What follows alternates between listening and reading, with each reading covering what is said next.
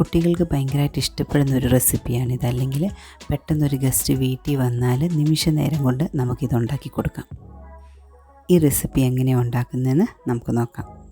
ഒരു പാത്രത്തിലോട്ട് 250 gram chicken എടുക്കുക.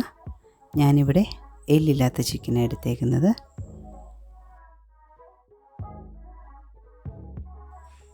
ഇനി ഇതിലേക്ക് ഒരു 1.5 ടേബിൾ സ്പൂൺ നല്ല കട്ട തൈര് ചേർക്കുക.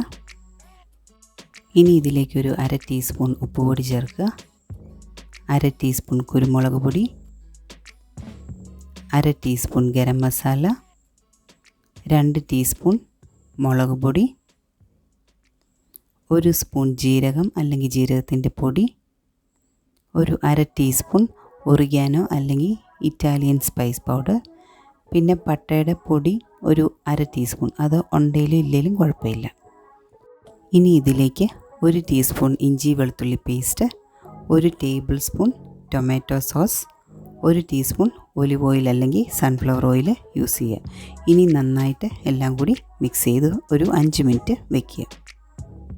സമയമുണ്ടെങ്കിൽ ഒരു 15 മിനിറ്റ് വരെ മാരിനേറ്റ് ചെയ്ത് വെക്കുന്നത് നല്ലതാണ്.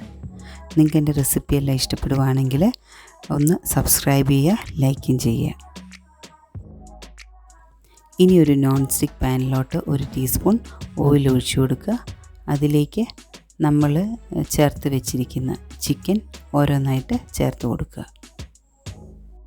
ഞാനിവിടെ ചിക്കൻ ചെറിയ കഷ്ണങ്ങളായിട്ടാണ് കട്ട് ചെയ്തേക്കുന്നത്, അതുകൊണ്ട് പെട്ടെന്ന് കുക്കാകും. പിന്നെ തീ ഒത്തിരി കൂട്ടി വയ്ക്കരുത്, ഒരു മീഡിയം ഫ്ലെയിമിൽ വെച്ചേക്കുക. നമ്മൾ ചിക്കൻ മാരിനേറ്റ് ചെയ്തപ്പോൾ എണ്ണ ഉപയോഗിച്ചിട്ടുണ്ട്, അതുകൊണ്ട് പാനിലും വളരെ കുറച്ച് എണ്ണ ഉപയോഗിച്ചാൽ മതി. ചിക്കൻ മുഴുവൻ ചേർത്ത് കഴിഞ്ഞിട്ട് മൂടി കുറച്ച് നേരം വേകാൻ വയ്ക്കുക. അത് കഴിഞ്ഞിട്ട് തിരിച്ചിടാം. ചിക്കൻ ചെറിയ പീസായതുകൊണ്ടും പിന്നെ പെട്ടെന്ന് കുക്കാകുന്നതായതുകൊണ്ടും പെട്ടെന്ന് തന്നെ ഇത് നമുക്ക് തിരിച്ചിടാൻ പറ്റും. ഒരു മിനിറ്റ് വല്ലതും വെച്ചാൽ മതി.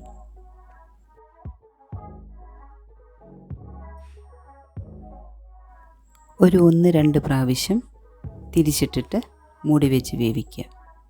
പെട്ടെന്ന് തന്നെ റെഡിയാകും. ഒത്തിരി ഡീപ്പായിട്ട് ഫ്രൈ ചെയ്യേണ്ട, നമ്മളിത് ഷാലോ ഫ്രൈയാണ് ചെയ്യുന്നത്.